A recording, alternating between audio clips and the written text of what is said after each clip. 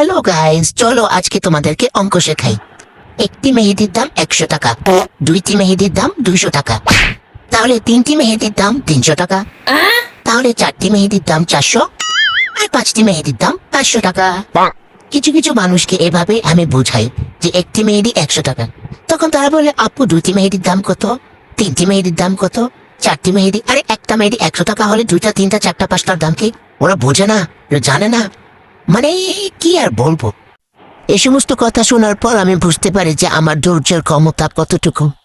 আর কিছু কিছু মানুষ তো এসে বলেতে পেয়েছে তিনটা মেহেদি নিলে তো ফ্রি হোম ডেলিভারি, আপনি কি 70 টাকা করে তিনটা মেহেদি রাখতে পারবেন, আপনি কি 50 টাকা করে তিনটা মেহেদি রাখতে পারবেন, তাহলে আমি নিবো, না হলে নিবো না। আরে ভাই, তোমরা না নিলে না নাও, তো আমার দরকার নেই তোমাদের মতো কাস্টমার।